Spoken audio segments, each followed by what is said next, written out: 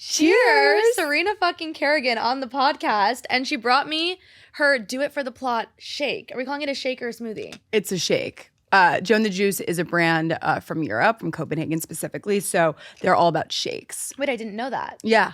So so I was literally just talking about this with someone yesterday, and I always talk about this with you.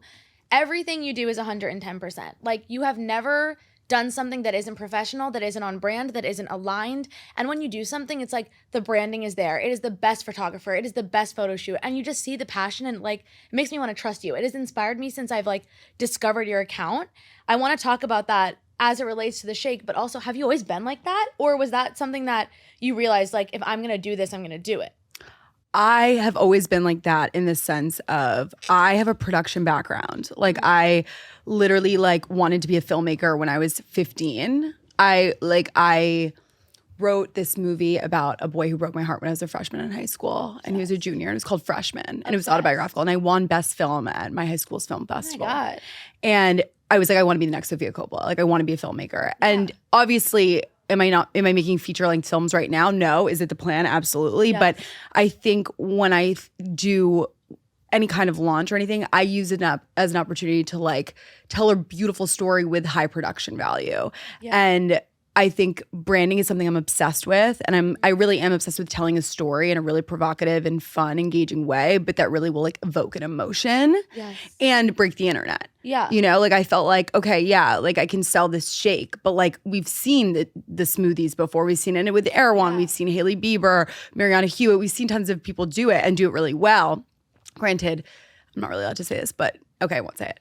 But like, Joe and the Juice is nationwide. That's all I'm going to say about that. Yeah. But I felt like, you know, what can I do differently here? Like, I'm not a cooking girly. Like, I'm not like a smoothie girly. But like, what I am is an empowerment, you know, bad bitch. Yeah. And I was like, how can I infuse the messaging within my brand into this shake? And for me, it's an amazing challenge. Yeah. Like, I did it with studs, with the jewelry, with the earrings. I did it, and we had like Do It for the Plot engraved inside the earring. And the whole campaign was like SFK in your ear, you know, the holiday season. So whenever you're feeling down about yourself, like I'm in your ear, you remember to do it for the pot. And then I've done obviously like a sweatshirt with Mayfair group, which was amazing. And then this was like, okay, how do we sell this in a way that feels super on brand, you know? And then I think when we were at the photo shoot, like I had clothes at the photo shoot. Yeah. And I was like, but like, this is Do It for the Pot. Yeah, like what would be the summer Do It for the Pot? It's like I would get naked. Yeah. And so I literally like covered myself in the Joe and the Juice stickers. Yeah. And like I just got naked because I felt like it's summer. It's about embracing yourself, your body, like who you are. And that is the plottiest thing ever. Yeah. The thing that I'm obsessed with the most about it is that like it doesn't feel like no is really in your vocabulary. You're just like, we're gonna figure it the fuck out and it's gonna be the best possible. Like, what was the process like creating the shake from start to finish? Because I was literally just like, the color is crazy. Like I've seen it all over Instagram, but you never really know if that's like a real. The color is insane. So the color is actually okay. This is great, and I've never talked about this before. Oh my God, so yay! This is like Inside scoop. So basically, I obviously have been a fan of Joe and the Juice. I know people on their team, and they flew me out to Copenhagen for their big anniversary party, and it was crazy. It was so fucking fun. Like I met the whole like executive team, the head of marketing, Casper, and like I felt very like there was a lot of synergy within the brand. Like I find that Europeans in general they're not as puritanical, so they're more provocative. Like they're down to do like plotty shit like me. So there was a lot of synergy there.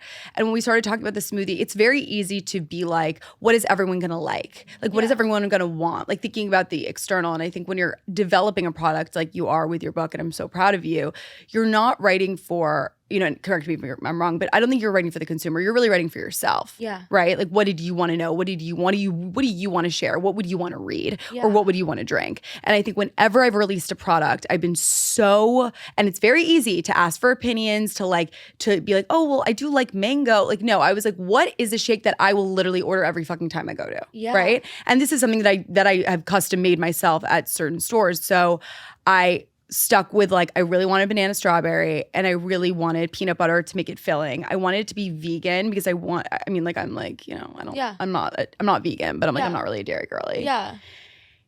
And okay. And so the color. So there's this shake on the menu that already exists, which is the Power Shake, and it's banana, strawberry, and vanilla milk. And so it's a little more sugary, but it's fire. Like I would order it. So it's very light pink. So I wanted to make something actually more red. Yeah. So I pitched an idea to do edible glitter. Oh okay? my fucking God. No, I literally like, I was like, we have to make this like the most like, it SFK needs to be anything. glitter, yeah. No, glitter, right? And like, I remember we were at the Joe and the Juice in Hudson Street and I was like pouring glitter, at least edible glitter, and we were really trying. But the thing is like with the consistency of it, like you wouldn't be able to really see it. Yeah, so it's just a waste. So we added the beetroot powder to give it more of a pink, more of a red, because I feel like that's more SFK color. Yeah. So, but that was the whole thing. Like I really wanted glitter and I'm actually glad it all worked out that it didn't, because I think like we didn't need it. Like we simply didn't need it. It's a perfect color. I've never seen a smoothie that color. And every single time I get it now, I'm going to think like, oh, SFK. And she put all of her time and energy into like crafting the perfect like appearance for the smoothie. And it also tastes fucking good. Because I think that the smoothies at other places that are custom made by influencers and celebrities, they do have that really like photographic appeal. Yeah. And I wanted that in my own unique way. Yeah. So when the glitter didn't work out, I was like, what are we going to do? We add the beetroot. But then there was a whole debacle about the sweetness of it. I'm just giving you the full scoop. I want it. I'm so intrigued. So basically, a couple weeks before launch, we had agreed, like, let's put dates in it to make it sweet, but not like super sugary. And we ordered some and they sent it to my house. And I was like, guys, there's literally like chunks of dates in my mouth. It's not good. And for me, like I want a smooth, silky consistency. Oh, yeah. No, I don't. And I was like, I know the girlies in New York City. And by the way, I know this is nationwide, but I was like, I know the girlies in New York City are gonna be like, okay, like amazing smoothie, but like what the fuck is in my mouth? What's the chunk, yeah. The chunk. Like it's like not good. It's you not vomit good. and there's a chunk. Like no. So I was like freaking and I was like, we need something else. And then someone suggested agave and we added agave and that's the sweetest. But I really wanted something that was healthy, filling, and like people could be on the go. And then the cups are amazing because the branding is right there. And I think that like for someone that doesn't know me, like having Do It For The Plot on the cup is an Instagrammable moment. Yeah. Is also an empowering moment of being like, oh yeah, like we're literally the main character of our story. Like let's fucking go. And it's my face. So I have one more question about this, and then I want to talk about Do It For The Plot. Did any like exes or guys hit you up when they saw the fucking sexy as hell naked photos for this? Like, they did. Was that the biggest thirst trap ever where your ex is like, hey, what's up? How are you? Like, yeah, I've definitely had a couple reach out. I don't know how you could go on your morning commute without seeing my naked body all of New York City, which I literally love. There's this Lady Gaga quote that has always stuck with me, literally always stuck with me. I made it my Instagram caption, I think in like 2018, 2017 when I was still at Refinery 29. And I was like, it's basically like, you know, my boyfriend told me I was never going to make it. And then I told him one day, you're going to not be able to order a cup of coffee without seeing my face. Or hearing my voice. I love. And I was like, that that was like my North Star. And I think that when it comes to manifesting, like I always knew I was gonna be on a billboard. Not even a question. Yeah. And I think like no isn't in my vocabulary. I've been told no all the time. I mean, people literally told me you're not gonna get a job, you're not gonna get a story, you're not gonna get a boyfriend, you're not gonna like all these things when you're not gonna get a brand deal when I had Serena fucking Kerrigan, like when I made that my middle name. And I was like, no, I will. I will. Like, people just need to get it and understand the messaging behind it. Yeah. But I feel like when someone tells me no, it's a challenge. Like, when the glitter didn't work out, I was like, okay, so how do we still make it look good, taste good, be very Serena? Like, what else can we do? And honestly, like, imagine if it was just like a regular Joe and the Juice cup with the glitter. Like, it just wouldn't have the same, punch as having the Do It For The Plot. Yeah. I also think a lot of people get confused about manifesting. Like, they think it's one certain thing. What do they think? They think it's like witchcraft. Like some crazy thing that you can do. And there's definitely like that side of it. But for me, and I think for you as well, because you just touched on this, it's just about believing that future you already has whatever current you wants or whatever current you is working toward. And like all you're doing in the time between not having it and having it is like working your ass off to get it. And once you start acting that way, you're going to get those things. Like you're saying, you always knew your face was going to be on a billboard. That wasn't even a question for you. So it's just about, okay, now current me is going to work for that and we're going to get it. And it's going to happen. I think for me, that's how I really manifest. I'm always like, I treat my life like future me already has those things. Like, now let's go out and do them. You literally write your own plot. Like you are the main character. You're the writer, producer, director, and star of your life. Yeah. And I think that, you know, even I found, and I have this like notebook where I write it down and I really go like, I will have this. Like I will do this. Like it's happening. I know some people write it in a tense where it's like, it's already happened. Whatever works for you. But I was just kind of flipping through and I found in April of 2020, I hadn't even quit my job yet to do this full time. And I saw a confidence comedy show. Like at that time, I really hadn't even made a mark, hadn't had the card game, didn't do the live dating show, nothing. But I just knew that was something I wanted eventually. And I've done that. Exactly. And so it's really about like having the courage to ask yourself, what do you want? Yeah. I don't think a lot of people do that. Because they think of all the limitations, right? They think of like, well, I can't have that because I live in New York, so I couldn't possibly live in London and then da-da-da. Just what do you want? Yeah. If I could be a magic motherfucking genie and grant you a wish, Like, what would you want? And having the courage to say it out loud and write it down. And like, I know I will be at the Met Gala and I know I will win an Oscar. And honestly, at this point, I will be on the cover of Vogue. Like I've been saying this for years and it's going to happen. Exactly. And I love it when people are like, huh, who does she think she is? Because I'm like, I hate that. But I'm just like, okay, no, like that's okay. Like I cannot wait to prove you wrong. Yeah. And that kind of like negative response fuels my motivation and my work ethic to make it happen. I felt the same way my entire life. Every single time people are like, that's so funny. I'm like, no, it'll be really funny when it happens. And then you're like sitting there watching my acceptance speech. Like that is what's going to be funny. This is just you being silly now. I think it's also because people are insecure and and it's an interesting thing that I'm sure you've seen come up where it's like, they build people up and then the second they've reached a level of success, and when I say people, I mean specifically women, when they reach this level of success, suddenly they're not relatable anymore. Suddenly, like, we hate you, like you're buying things that we can't afford, or you're going on trips that we can't go on. And it's a difficult thing because it's like realistically, like we want to support the women that are crushing it and fulfilling their goals. But honestly, the responses that I've gotten to everything with this launch has really been amazing. Like Girl Boss Town, who we know and love. She sent me like the most beautiful voice note being like, I'm just so proud of you. Like I got very emotional watching this video because I think when people see me do the things that I say I'm going to do, it inspires them to be able to do it themselves as well. Like 100%. That's the whole brand. It's like, if I can do it, so fucking can you. 100%. Probably even do it better. Exactly. But it's about having the courage to say it out loud. Yeah. On my way here, I was thinking about relatability on the train. And I was thinking about how it's always women telling other women you're not relatable anymore. I've never heard anyone say it about a man. Noah Beck, not relatable. I was literally laughing to myself, like literally like chuckling. Like this is just so crazy because I get that sometimes. Like you used to be so relatable and now you're not. I've never been I don't believe in relatability. I believe that certain things can be relatable. Like you could say something that I relate to in this moment, but you and I have had different lives. Every single person walking the earth is a different life. My lived experience and your lived experience are never going to be relatable to one another. So I always look at it as like, when people say that, I'm like, what do you mean by that? But I also think there's this interesting thing on the internet where like no one can have a unique experience anymore. Like they're like, well, I went here and I didn't like that, or like, and I'm like, but why? Why do we all have to feel the same way about everything? Like I feel like it's a slippery slope. It's a slippery slope for sure. So I want to talk about doing it for the plot. And I'm sure everybody on every podcast asks you like how you came up with the slogan. That's not what I want to know. Okay. I want to know like the plottiest things that you have done. Like when you're thinking about like, I'm doing it for the plot, like in what moments of your life have you been like, holy fuck, I just did it for the plot? Like to another level. Oh my God. I mean, how much time do you have? No, seriously. I mean, okay, that's a great question. I mean, I've been writing everything down in a journal since my first kiss. I love it. 7th grade. Okay, so I've been keeping track of everything. I think doing it for the plot, like I went out one night to Acme and I knew that I just got my IUD out and she said, you're probably going to bleed. And I was like, for sure, didn't put on underwear. Yeah. And I went out, I had a great night. And then I saw this guy, he asked me for my number. Then I kept dancing, literally just vibing. And then the lights turn on, I guess, at 4 a.m. We all get shuffled upstairs. Acme is a club in New York City. Yeah. And I see the guy. And like he was this like hot British guy, short king, love a short and he was kind of like looking at me like he was Edward Cullen and I was Bella, like creepy, like sexy vibe. Like ooh. And he came up to me and he whispered in my ear. He like looked at me like, I don't know, it was very odd. And he was like, looks like the red wave happened after all.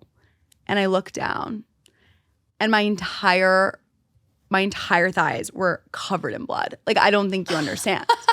Like I put this on TikTok and it literally had like 15 million views. Like it was just like, and so that is plotty because this is why.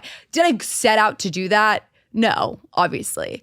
But like, it's not just about doing it for the story. It's about that moment could have been one of the most mortifying moments of my life, but I chose to take a million pictures of it, put it on TikTok, tell all my friends because I just thought it was so fucking hilarious. That guy ended up asking me out. It went absolutely nowhere. But if it ever does, then our nursery will be sponsored by Tampax if we ever have a kid. But I feel like it's about the POV that like that you could either it's embarrassing being embarrassed is a choice. And like that moment was like pretty fucking embarrassing. Yeah, it was like my entire legs like covered in blood like at the club. Picture this. No one told me. Like no one told me. Nobody told me. And it's like I could have seen that moment as like, oh my God, FML. But I just was like, yeah, thank you so much. Like thank you so much for letting me know. Like when are you free for dinner? Yeah. You know, and not caring. Also, it was a little plotty for me to like go out without underwear on when I knew I was gonna have like blood like shoot down my legs. It's very Samantha Jones of you. Another thing that I extremely, and we can talk about that because I'm rewatching Sex and the City for the 400th time. And it's weird because I started watching Sex and the City when I was in high school. Yeah. And I actually wonder, and SFK was born in first year of college. So I really, when I watched that show, I'm like, oh my God, like she is SFK. Like she is my mother. And I wonder how much her character really influenced the character that I wrote for myself. Yeah. Wow, that's like so interesting because I was gonna ask you about the Sam Jones of it all because when I watch it, I think she is you. Like I think that it is like inextricable, like intertwined. I'm sure like when you were watching it during those formative years, you were like, that's the star of the show. But the reason that I love that about you is that today people watch it and say, Sam was the real star of the show. Sam was the only one that actually like had her shit together and like knew who she was and what she wanted. But back then, it was like Sam is a dirty whore. Mm-hmm. And I just think that that's so interesting that you were able to be like, no, I'm always going to advocate for myself and I'm going to choose for me and I'm going to be a woman that other women are going to look up to and I'm going to be fierce in like my sexuality and I'm going to be sexy and fun and smart and all these things all at once. I think that's like a testament to who you are today, that back then when you were like 16 years old, you were able to like pick that out about her. But like, yeah, but not with that much. It's amazing that you say that, but I wasn't even that aware that I was like, I knew I was really drawn to the character. I made a Twitter in high school called Sam Jones' Daughter. And I would like, and I was anonymous. So I was trying to be like Gossip Girl. Another show that there's so much synergy in my life too. But I literally would like tweet like really overtly sexual thoughts. And I remember telling my friends like, you should follow this account. And they're like, dude, this is literally you. Oh well. Yeah, we know too. But I think that the United States is very puritanical and like it's like we really like shame people when they talk about sex, especially women and being like sexually active and sexually empowered. And I always thought that that was odd because I grew up, my parents are both from Europe, so it's like, or my mom's from Argentina, but like there's a lot of European influence and I feel like there was no shame around sex in my household growing up. So I loved her character and she really like influenced me more than I even realized. Because when I watched that show, I'm like, that's me. Like, that's my mom. Like, that is my mother. Yeah. You know? No, it's you. It's so, I forget what, I watched the episode last night where she's looking for apartments, but she's like fucking the guy who like is the landlord or like realtor or whatever. See, that's so for the plot. And like, that is the plottiest thing ever. It's so plotty. He takes her to look at an apartment at like 1:00 in the morning when she's already been out in the sexiest dress ever and she's already been drinking and she like goes because she knows it's like not actually to look at an apartment but the apartment's perfect and then they like have sex in the apartment. I'm like, that is so Serena. It's so like, Serena. I haven't done that yet, but don't put it past me. But even like when I did this whole thing on TikTok where I went to go to Miami on a first date and like it was like in real time like reality show producing and it was so fun. And I think the thing with that, like that was the very plotty because it was like, if it works out, great. If it's not, it's for the plot. And I think that's the mentality. Yeah. And I asked this guy that I've been seeing, like I was like, what's your plottiest story? And he was like, oh, I flew to Europe to like meet a girl that I had just like met and like it didn't end up working out, but like what a great story. Again. That's it. So it's about having the courage to just like fucking take some risks and have fun. And like, if not, like it's just for your memoir. Yeah, I love it. If you could spend a day with Sam, would you do it? Like, would you want to hang out with her? Do you think that you guys would like Sam or Kim Cattrall? Because like I haven't met her yet and like I'm dying to. Maybe both. But maybe both. Well, Sam, I mean like she's my mom. Like it would be really incredible and amazing if I could really be with that character. I've told Candace Bush now, like I've met her obviously multiple times like through just being in New York and like she follows me and I literally I'm like I'm this character, no, like for sure. And she literally was like, no, like you are. And that to me was like, okay, that was like it. I can die happy. Like, now. I'm gonna die happy. The fucking creator of this character told me I am the character. Like, I'm sorry. Yeah, goodbye. I met Candace for the first time the other night. You were at that event for like 2 seconds. We saw each other in passing. She's just like, I was literally just like, I cannot believe I'm meeting her. And I know a lot of people are like not that geeked by authors or like creatives in that way, but for me, it's like she's the one. She's the one. She had an amazing one-woman show. If she brings it back, you should go.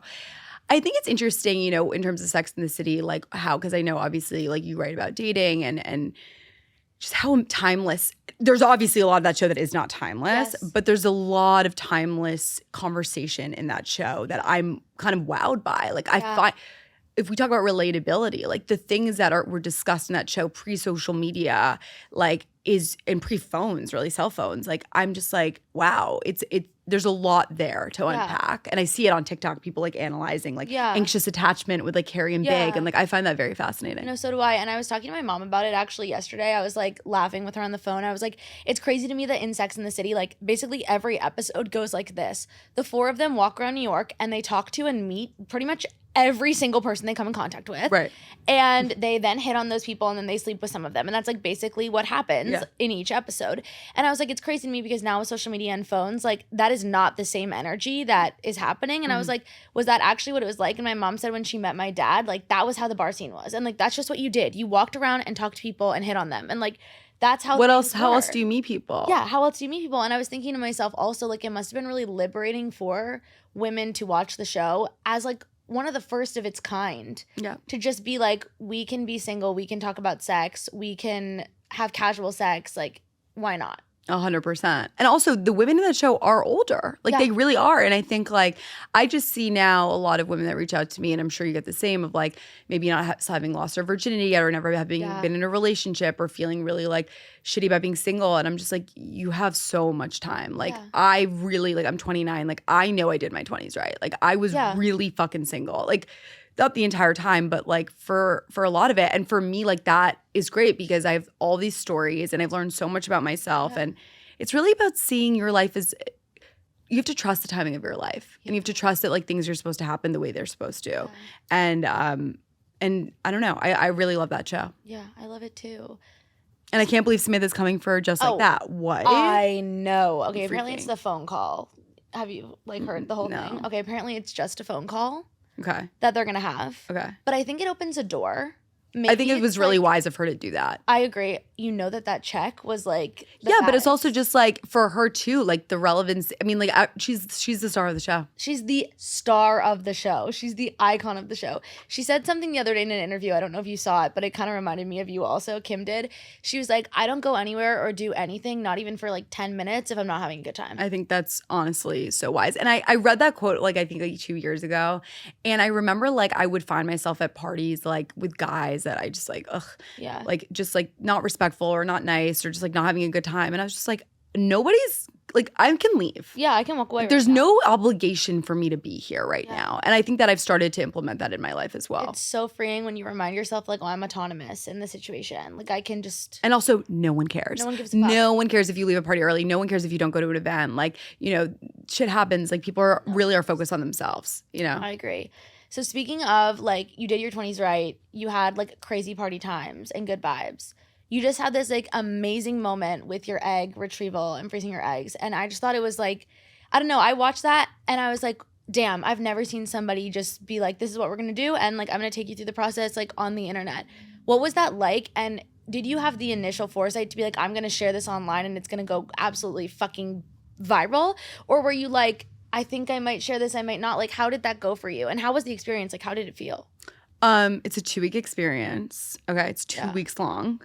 It's not long at all. It's long for me. It's not long at all. Really be like, I would be if the SATs were worse. Like that, okay, so I'm like, I'm gonna do it. The shots, like the needle is as thin as a strand of hair, and the retrieval is legit like a half an hour, and you're like out with anesthesia. Like they were like, where do you want to go on vacation? I was like, Bora Bora, and I was awake. Yeah. I think it is extremely stigmatized. Like I think that egg freezing is a woman taking control of her autonomy and her body and like not, you know, and pushing against the patriarchy. And I think that is fucking scary. And I think that is why it is branded at this like really arduous, like intensive process. I think the only thing that is the biggest con about it is that it's just very expensive. Yeah. But the pro, and a lot of people don't know this, is that many, many, many companies will cover with insurance. Damn. Like many, like a lot. Yeah. And but the information isn't as accessible, right? Like you have to ask for it. I think when it came to like sharing, it wasn't even a question in my mind because it's like it felt again very on brand. It's like I talk about sex. I've partnered with Plan B multiple times. I've made content for them. Like I've always been very an advocate about women's health and empowerment. And like this to me just completely felt obvious right there. Like yeah. my mom had me when she was 35.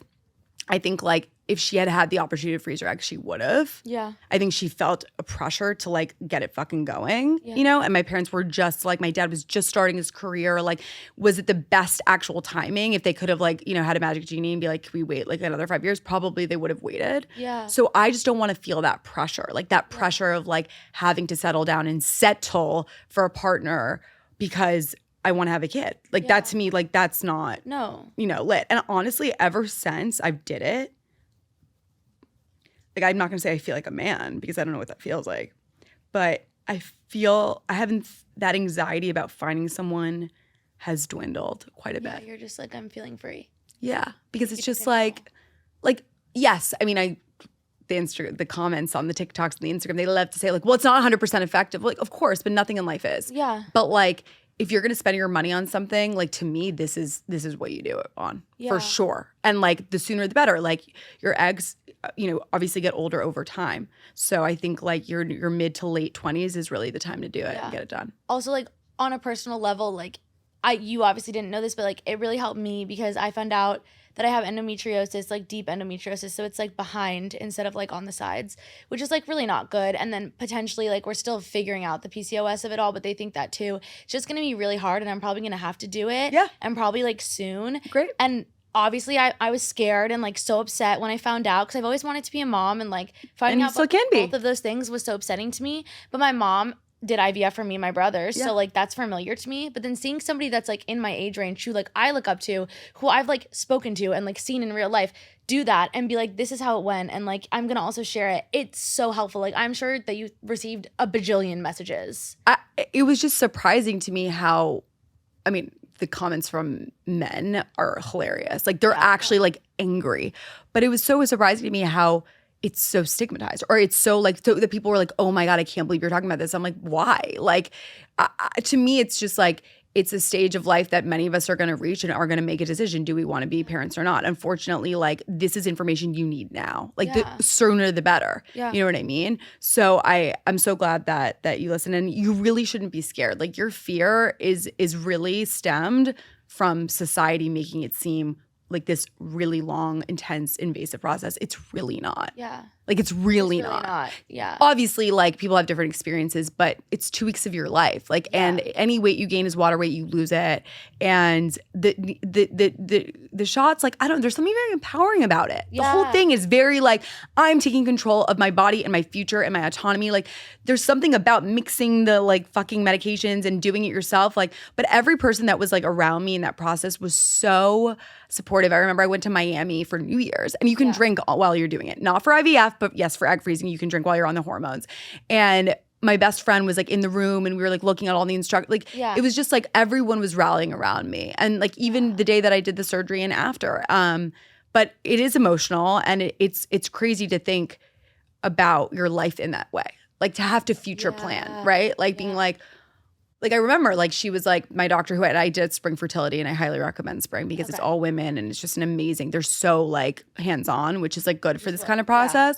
But she was like, so how many kids do you want? And I was like, because like that kind of like how plays into how much, And I'm just like, and I started crying on the spot because I'm just like, how many kids do I want? I'm like, when can I get a second date with a guy? You know what I'm saying? Like, I don't know. I'm like, I don't even know what I'm having for dinner tonight. Joe and the Juice Shake, obviously. But like, just kidding, it's not a meal replacement. But you got it. But anyway, like I feel like it was really being like, okay, let's really think. And I think people tend to want to avoid conversations like that because it scares them. That's why the same people don't get mammograms. Like my mom just had cancer. Like thank God she had a fucking mammogram. Like people don't go to the doctor. People OBGYN. don't OBGYN. Like people don't, you know, check because they're afraid of the result. But the thing is, everything in medicine, I love that I just said that like I'm a doctor.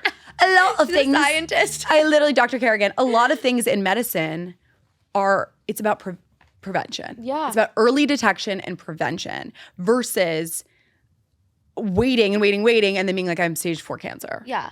Then you're fucked. Or like, I, you know, have something, you know, in my ovaries and whatever. Like, I think it's about really like that information is really empowering and it needs to be accessible. No, I agree. Like, honestly, like while it was so upsetting to find out these things about myself, like low-key glad that I had the appendicitis because I had a lot of OBGYNs not like try to help me enough and like not order the MRIs and everything that I had to have done to like confirm what I have. And like because it's deep endometriosis, it's not as presentable as like the endometriosis whatever.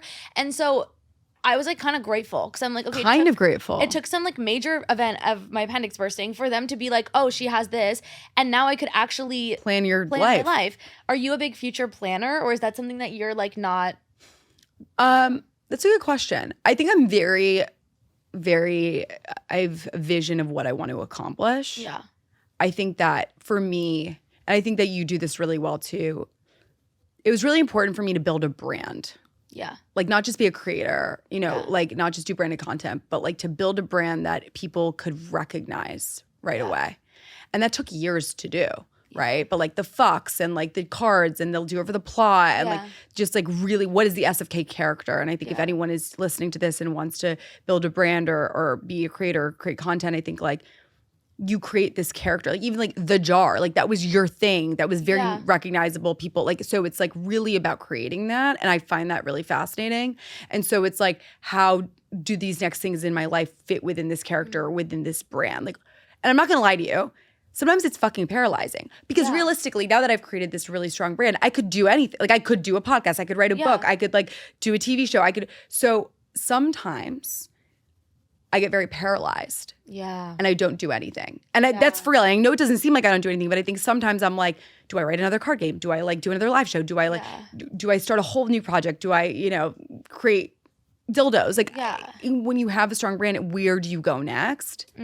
So my career planning is about like, what are the things that I want to hit, but within no time frame. Okay. I think it's very important that you don't give yourself a time frame. I love that because you never know what's going to happen. Yeah, and I think that is like the whole law of attraction. It's like I want something and then I let it go. You know, I wanted to be on Forbes 30 Under 30 forever. And like, honestly, like I'm probably not going to get it. And like, it doesn't matter. Yeah. Like it's okay. Like it's really okay. It's okay. It's not a barometer of like my own success and what I've accomplished. But like every year I was like, I need to get it. And you know, this past year I was like, I simply am okay letting it go, right? And I'm so happy for everyone that gets it. I think it's fucking awesome. But like, it's not an indicator of my own success. And I also really believe like there's a reason I'm not getting it. Who knows why? But like, there's a reason it's not happening for me. It's not meant for me. It's not meant for you. And it's about really changing your. I would say it's like a little kaleidoscope. Like you are holding a kaleidoscope and you're looking at a situation. And if you just turn it a little bit, you see a whole new image. And so that's really what I try to do in moments of rejection or when things don't work out. I love that. Is there like a big thing on one of these lists that you can share that's something that you haven't done yet, but you know it's going to happen, that you're going to do a project like a book or a podcast? Like, is there something big that you're like, this will happen? I'm reluctant to do a podcast. I really like, I've you know, when I quit my job, like I had like the whole deck ready. Like I was like, that's what I was going to do. But I think it's done so well by people like you.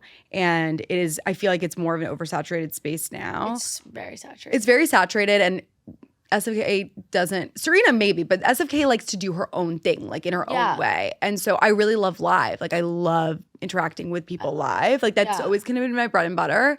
Like I'm not someone who sits at home being like, I'm going to make a TikTok today. I feel like you do that. Like you're very prolific in that. And I have to say like at some points I get envious because I'm just like, I wish I had that drive for creating videos in my room solo for the most part, but I don't have that knack. I do it, but what really gets me revved up and fired up is live, like being in front of my community, doing shows, performing. Like that's always my thing. I think it's like a personality thing too, because extroverts, like, I think have a harder time. I agree. Like, because for me, this is my fucking dream to like literally make my podcasts at home, make my TikToks at home, write by myself and no one talks to me. Like that's my dream. Like I do not, I'm very friendly and social, but I do not get energy from being around people at all. It drains me. Like after my launch party yesterday, I literally did nothing. I stared at a wall. Like, so I would have been like up, Pilates, probably at another party, throwing in another thing, a lot of calling men, like what's next, doing it for the plot. Like you would have been like, Eli's thinking that I'm just calling men like Samantha, like, hey, you up? No, she is Samantha. You would have been like running around the city doing your thing. And yes, there are moments where I'm alone at home and I'm like I'm crazy. I need a plan.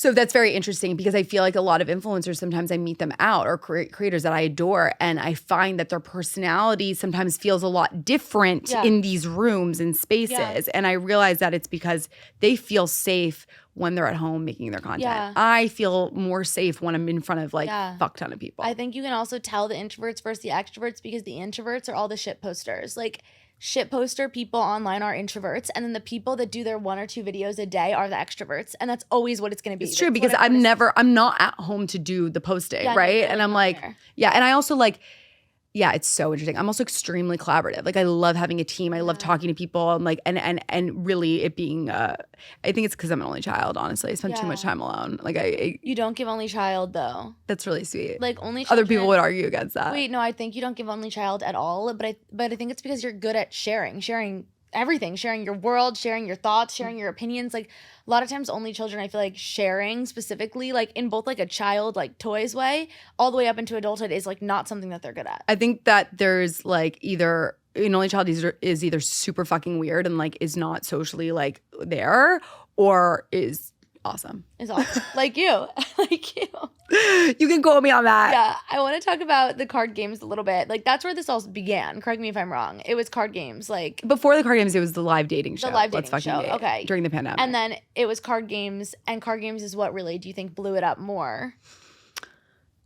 Yes and no. That dating show was like right place, right time energy. I think it was like, I was the pandemic. No one was doing anything. Like, I think I really spoke to a specific group of people that were single and like didn't know how to date. And I really wanted like empower them to date on FaceTime and like to really try.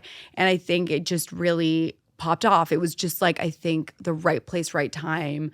A lot of like celebs and influencers watched it and it kind of grew from there. I think the card game was also just the right move. Like, I wanted something like a great icebreaker that you could play and empower people. Yeah. I think more often than not, I'm just always like looking, how can I make my audience feel more empowered and like good about themselves. The card games are amazing. I'm so glad. When you write them, I'm so curious about this because I've never thought about writing a card game. When you write them, like, is there any like, I guess, how did you do it? Yeah. Like, I think about it and like when people give you testimonials, like it literally broke the bed. That's like not false. Like, I have played these card games with men before and it's like, you have great sex. Like, it is like, so clearly there was intentionality behind it. So like, much. How did you write it? So a couple of things that were really important to me was that anyone could play the game. Yeah. Right? Like, it wouldn't just be like, literally anyone could play the game, any sexuality, any gender. Like, that was really important. So that now adds a limitation to the questions.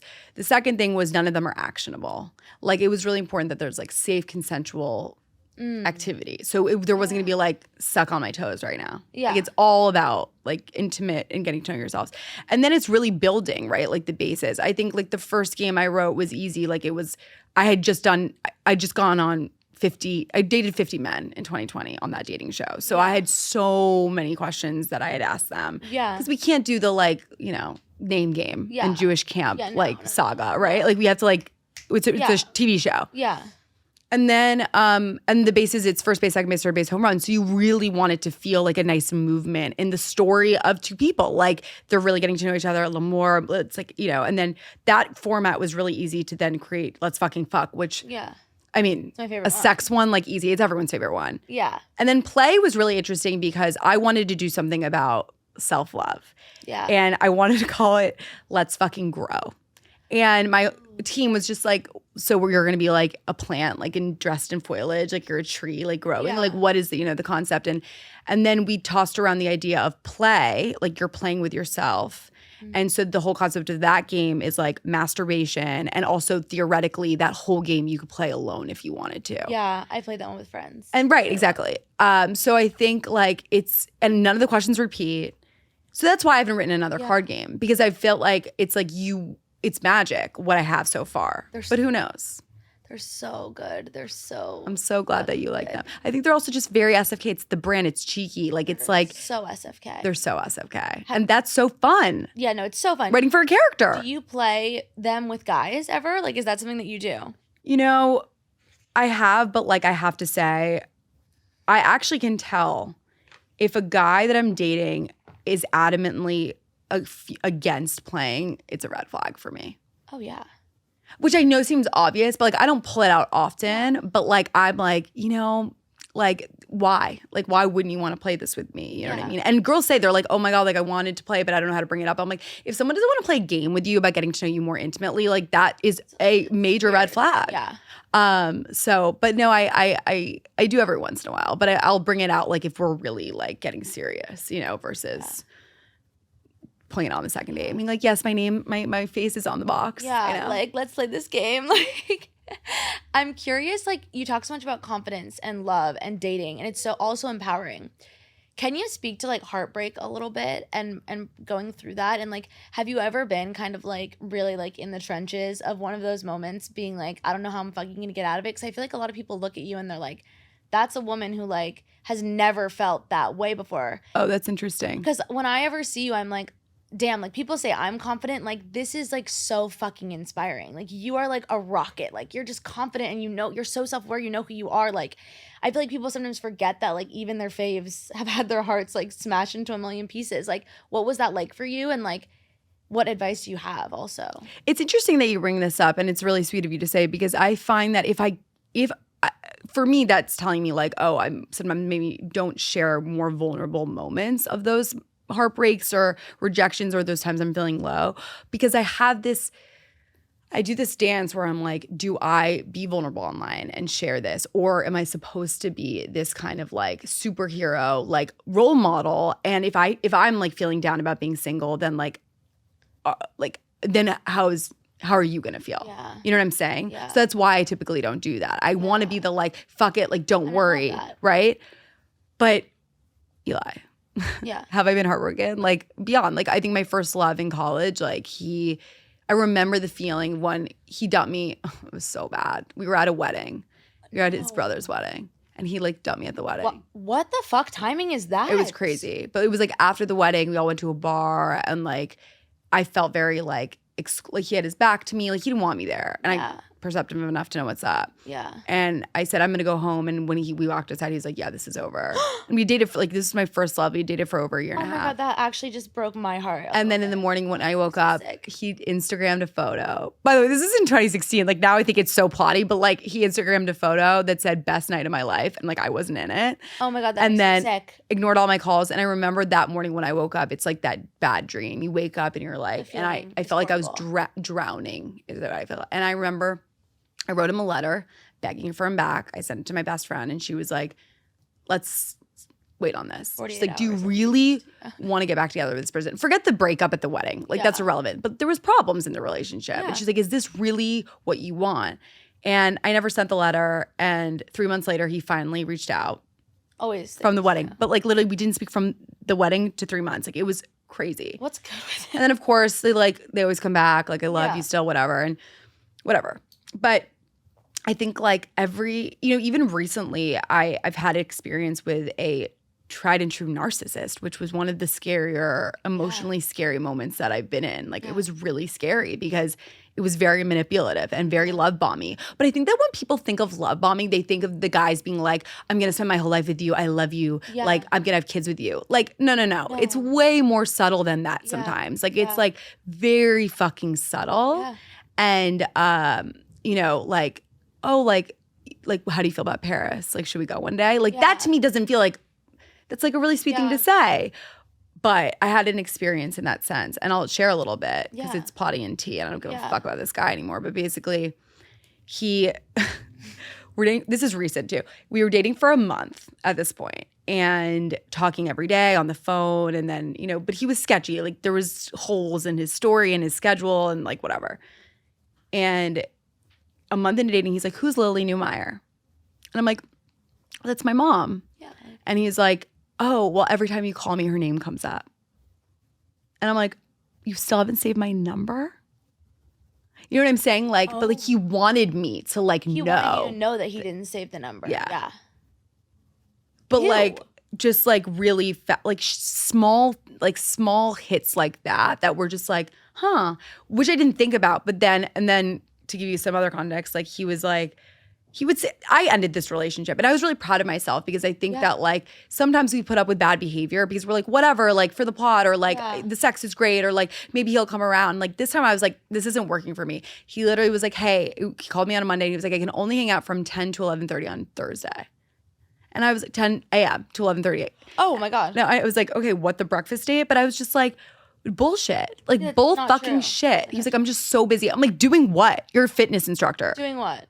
I see your schedule posted online. Yeah, thanks. I can see where you're at. Like, and he goes, I think that you obviously get really anxious about my schedule, like putting it on me. And I'm like, I don't get anxious about your schedule. Your schedule is full of shit. And like, there's no fucking way that you are busy every single day this week. Like, I know I'm busier than you. No. Like, I have a fucking billboard in Soho. Yeah. I'm busier than you, I'm honey. busier than you. But regardless, I think there was a lot of like small hits, right? That weren't like, individually not horrible.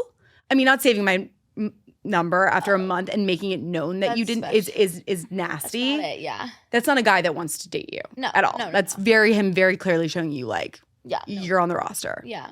But I think like, when I started, I wasn't feeling good. And I talk about this a lot online, but it's like it should feel great in the beginning. Should feel great. It actually should. Like, it's not just like the movie.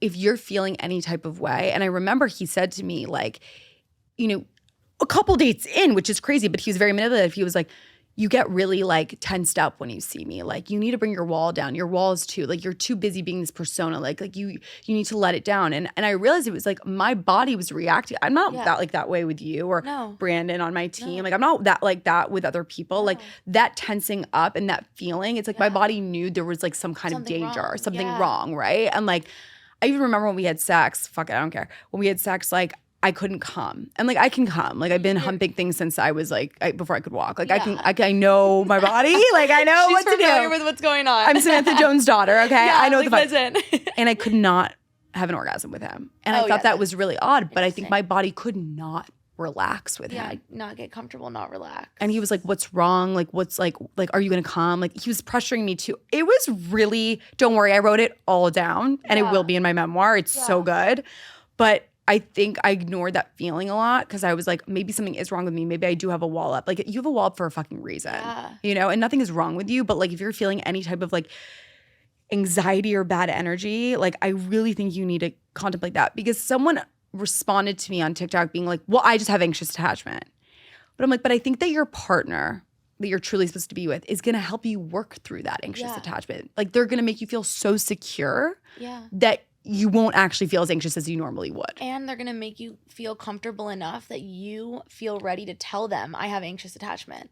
Precisely. So like, a lot of people, I was going to say the same thing. Whenever I say nobody is too busy to send you a text that says, oh my God, wait, you should see the shit that I get when I say this.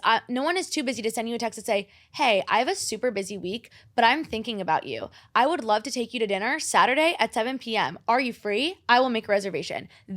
Me saying that took 10 seconds. It takes less time to type it.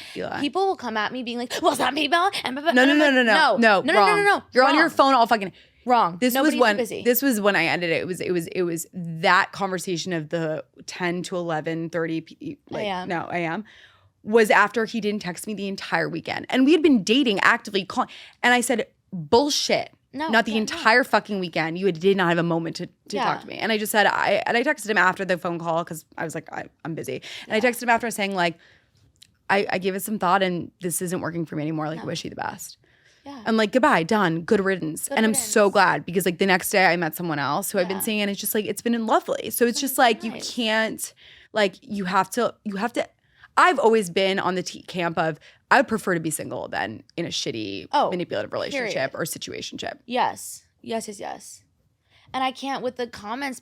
I think it's people that are going through that right now. Yeah, no, they're just justified. And by the way, I've been there too. But also, like, something else that I've learned too is who they are on that first and second date, and what they show you is very indicative of who they're going to be. Yeah. In the sense of like, there were a lot of red flags on that first date. Like, he really was trying to peer pressure to come home with me on the first date. Like, I walked into the bar. Oh my God, people are gonna be like, why did you fucking date him? Because honestly, like, I was just like, no, but also I understand. Because I was just trying to like put myself out there, and he was manipulative. He was good at what he did. But when you're in it, sometimes you can't see it until take a step back, and maybe that weekend of him not texting you was the step back for you to be like, holy fuck. Then I was just like, you're out of your fucking mind. Yeah. I'm like, you're full of shit. Goodbye. But in that first date, like, he was very suave and quirky and weird and different. And I remember when I walked into the bar though, I was looking for him, and he was taking 2 shots of tequila alone before I even got there. Wow. And I just thought that was such a funny, weird image. And then honestly fit the whole fucking profile. It was just like chaotic, manipulative, narcissistic energy. Oh my fucking God. Well, I'm glad you're not in that anymore. I really am too. Because that sounds like a lot. I'm curious though, like, this whole time we've obviously been kind of like talking about confidence without like going there. And I get this question all the time and I haven't really like nailed down my thoughts. Like people will say like I'm in like a confidence like rut right now. Like, Okay. I am struggling so bad to feel confident and like to feel like I'm the shit and like I just don't know like where do I get it from. Whenever if you ever have a day where you're like, damn, today's just like not really feeling like my confidence day. Like I'm not like in my moment right now. What do you do to switch that up? Okay, I think I give myself the day to like spiral and like feel shitty, but the next day is like we're going. I think things that I really implemented are vocabulary and language. Like I do not speak badly about myself. I'm allowed to say I'm not feeling confident, but it's not. I'm not successful. I'm ugly. I like. No one's gonna date me, because those words significantly have so much meaning. Like they literally have weight. Words carry weight. Whoever said sticks and stones may break my bones, but words don't ever hurt me. Yeah. Was a liar. They fucking lied. Liar. They lied. Like think about, they're really nasty words that we don't even say. And like and regardless, like when you say something about yourself, you are giving it meaning. That's why like my biggest pet peeve is when people come on a Zoom and they go, I'm sorry, I look like shit. It's like, first of all, I didn't think you looked like shit. And now I hate it because it's like, well, now you look like shit. Self-deprecating. But if you don't have to do that. Yeah. You know what I'm saying? And so it's like, it's really like, it's like, oh, I'm not feeling my best today. No problem, because feelings are temporary and they go away. So that is rule number one. Like is really just changing, and it really makes a difference, changing the way you're speaking about yourself. And then step number 2 is I really like, I'm not gonna lie to you, like I get in front of the mirror and it's like I just do. Because the same way like you call your mom or your best friend or your significant other to help validate you or feel better or get you out of the spiral, the only person that actually can really get you there is yourself. Yeah. And so when I'm having a bad day, or if I'm not like feeling good about myself, or like I did make Forbes 30 under 30. Perfect example. I went up in front of my mirror and I go, there's always next year. Yeah. But also, maybe it's just not for you. Maybe you're not getting Forbes 30 under 30 because you're going to get an Oscar. Yeah. Maybe that's why. Like this is not the right path for you. Like you're not really supposed to be in this and being recognized for this. Maybe it's something else. And we're going to find out. But like, because that's what I would say to my best friend. Exactly. And I think that is what you need to start doing. And then people always ask me, well, what do you say to the mirror? I'm like, if your friend walked into a room and said, I got ghosted, I'm so upset, what would you say? You wouldn't say like, you got ghosted because you're going to be single for the rest of your life because you're a piece of shit. No, you'd be like, fuck that guy or girl or whomever, and be like, they weren't meant for you, and rejection is redirection, and let's go out tonight and you look beautiful and let's have fun. That is a verbatim. Like those words actually do come out of my mouth. Eye contact in the mirror. That's what you have to do. I love that. I love it. Because you're looking into yourself. And I think that someone asked me this on my stories yesterday, like I keep doing that, but I don't believe it. And I think that's why it's really important to get in front of a mirror, because you're seeing another person, right? So you're almost disassociating from yourself. Versus if I was just staring at this wall and I was like, you're amazing, you're beautiful. Like who is that to? Yeah. So if you're saying it to this reflection, then suddenly it's like someone else. Yeah. And then you start to believe it. Yeah, someone said that to me recently about anxiety. They were like, someone told me that her therapist said, if you personify your anxiety, it makes it a lot easier to be like, bye-bye. Like, if you imagine it as a person, like, give it an image, give it a name, and then your anxiety starts talking at you and you're like, you're silly. Like, I know you. Like, go away. 100%. It's so really the same thing. So it's about mirror talk, really getting in front of there. And the whole thing, it feels weird. Like, cry me a fucking river. Like, freezing your eggs, doing those shots feel weird. Like, you can like do it. Like, you can talk to yourself in the mirror, and you have to. Yeah. So the one constant in your life is yourself. It's the one single most important relationship you'll ever have is you. Yeah. So if you can't be your own best advocate, then no one else will. Yeah. You set the standard. Like, this is who you are. Yeah. So you have to become your own best friend. I love it. So I have 2 like kind of fun things to leave us off on. The second one's a little game. The first one is I want to know like what are the 3 must-haves for the Serena fucking Kerrigan hot girl summer? Like when you're thinking about— You mean plot girl summer. Plot girl summer. Sorry. When you're thinking about your summer, what are your 3 must-haves? Like what do you need to have in order for this to be successful? My Joe and the Juice shake for the plot shake. It's really fucking good. It's really fucking good. And also it just further reminds you of the message. Yeah. What else do I need to have? I need to have time away from the city. Like, the concrete gets real hot in July and August. Hot and smells. And I really do love nature, even though I'm a born and raised Manhattan girly. Like, I think I like being around trees and like being on the ocean. I think it's important to like reset and like step away. And I also think there's something very freeing and liberating and like giving yourself this time to like do it for the plot and like say yes to a date that maybe you wouldn't normally go on, or like do a share house with someone that you like. This summer I'm doing a share house with people I'm not really friends with because like I think it's like plotty and fun and like this is the time to do it. Yeah. Right? Did you actually mean like physical products, or did you mean like I kind of like the direction you're taking it in. Okay, I kind of cool. meant anything. Like I got asked this question recently, like, what is your starter pack? And I gave them like concepts, and they were like, we meant products. Okay, sorry. Like, oh. Exactly. I was like, sorry, that's just where my brain went. My card games, obviously. Yeah. The Shake, your book. When is it coming out? It's coming out in December, so we're gonna have it for Never next mind. Girl Summer. Pre-order her book. Yeah. And agree. I'm really loving dad sneakers. Yeah, no, I love your outfit today. Thank you. It's really good. Just whatever makes you feel confident, and a great mirror. Get yourself a mirror so you can talk to yourself in the mirror. No, seriously, I've invested in my first like good mirror ever, which is like really a special moment. Like I'm moving into like my first, I feel like big girl apartment. Hey. And I got a mirror, and I'm obsessed with it because I just like having it. It makes me feel good. It makes me feel like I get ready and it's I'm your like, bestie. Like it's awesome. It's your bestie. It's awesome. Okay, so how much do you know about? And a G7X. Oh, a G7X. Canon G7X, guys. Period. The photos on that. It's so like I lost mine the other day on my book launch. The day the pre-order came out, I had it. I was drinking with my parents and we were going to lunch. So I'd had breakfast, hours have gone by. I haven't eaten lunch yet. We drank before lunch. Obsessed. Left it in the Uber. Called the Uber. He goes, it's not here. I'm like, someone took it. Someone fucking found the camera and took it. I mean, I would have. Good for them. I ordered another one. Okay. It's like it was a giveaway. Exactly. Like a free giveaway. It was a free giveaway. With 5 photos on it because I have the thing where you can like plug it right into your phone. So the 5 photos were like me and my parents. Someone has that. How much do you know about astrology? A lot. Pretty good. Okay. So I want to play a game where I'm going to say like, what was the sign of the person who was X? Like broke your heart, best fuck, like all the things. Okay. So let's do first. Fun. Great game. Yeah, it's a fun game. So give me the sign of the person that you had like the best first date with. It didn't need to have gone anywhere, but just like you had a really fucking good first date with this sign. Aquarius. That makes so much sense. They're so chatty. What is the sign that you've had the worst first date with? A Pisces. Makes sense to me. I don't like Pisces men. I don't know how you feel about them. I dated one. Yeah, so did I. It just wasn't for me. Yeah, same. What is the sign of the best sex that you've ever had?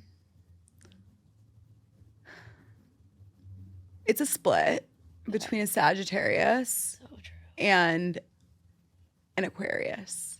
You like the Aquarians. What is that? What does that mean? They're just freaky. They're weird. They're quirky. They're Samantha Jones, babe. Yeah, they're chatty. So chatty. And the thing about them that I like the best is that this kind of reminds me of you. I wonder if you have any Aquarius in your chart. They don't present as like genius level smart, but they're genius level smart. So fucking smart. Yeah. So yeah, Aquarius, yeah. But Sagittarius, like a fire sign, like so fun. So good. So fun. What about the worst sex? The worst sex? Oh God, I don't know. You know, Eli, let's be honest. The worst sex, I probably don't know their sign. Yeah, we had, so true. Like so we're done. true. Like I'm not like sorry, but yeah, I'm not sure. No, I'll tell. What's the next one? The next one was gonna be the heartbreak, the worst heartbreak. I've had a lot of issues with Aries men, which is ironic because I'm an Aries. Yeah. But there's 3 Aries men that like have done me fucking dirty. The guy, that guy, Aries, obviously. Yeah. Oh no, he was a Taurus. Oh, that kind of makes sense as well because they have big egos. And stubborn. Oh God, yeah, they're stubborn. But 2 Aries men, like there was a lot of sexual chemistry, but like totally, you know what it was? It was burned really hot, like got really hot and then just like went out like a light, like so fast, right? Yeah. Like it was just too quick. If you could pick the sign of your next partner, sexual or like romantic, what would you pick? I mean, everyone says like I'd be great with a Libra. I could see that. I think that's like the natural area. But I like I like an Aquarius. I think an Aquarius would be good because do you like your man to be someone who like likes to be the center of attention kind of? Because I see with Libra men all the time, they like to be the ones that come into the room and like they're bringing the party together and I'm like, I feel like that's you. It's literally me. You're the star. Fuck a Libra. I'm done for an Aquarius. Yeah, I feel like an Aquarius could be fun. Some really great crazy sex, like freaky sex with a Scorpio, obviously. Obviously. Like so obvious. I love Scorpios. Like people give them so much shit. I'm like, for what? they're like fun and mysterious and like, but they can be hella toxic. yeah, they're also a little toxic. But every sign is like toxic, so or not. Yeah. Right? Yeah, I think so. What sign are you? I'm a Cancer. So oh my god, so I'm an Aries Cancer, which is why we like have. Yeah, I have the Cancer moon as well. I love the Cancer moon. It really is. I think it's maybe fun. that's why we're so like we have a lot of synergy sometimes. I think it's fun, especially with having fire, because I'm a Sag rising, which I love how the Cancer balances the fire. Like I feel like, I mean, it's like SFK and Serena. I feel like Aries is SFK and my Cancer is very Serena, like the fluffy, soft side of me. So now that I have one more question, because you just brought this to me, if you had to tell people who is Serena opposed from SFK, like what would you say? I would say Serena's really soft and sensitive and like fluffy, like a little. I feel like I'm like a turtle. SFK is the hard shell, that protects the softness. Yeah. And like I think that I really needed SFK as a character to like feel confident about myself and to like do all the things I set out to do. But as I'm getting older, I'm in my Saturn return. Like I'm getting better at dating. Like I feel like I know what I want and who I am. Like I'm willing to kind of show more of the Serena. Like I would never have come on your podcast last year and been talked about there's like the dynamic, between the two, or that there was that duality, like because of time and maturity and just also feeling more confident in who I really am. Like I'm able to be like, there's two. There's a character and like a non-character. Well, I love SFK and Serena. Yeah. I feel very lucky that I've been able to know both. Yeah. And like you have just been so inspiring to me. So having you on and like this conversation, I can't wait for everyone to hear it. I think it was great. It was so fucking good. You're awesome. So are you. Everyone go have her shake and tell us where we can find you. On Serena Kerrigan across all platforms. Go get my Shake It Joe and the Juice. It's available all summer long. Yeah. I'm so proud of you. You, like me, are someone who sets out what they say they're gonna do. So pre-order her book, y'all. I love you so much. I love you so much. Thank you. Bye, guys. Bye.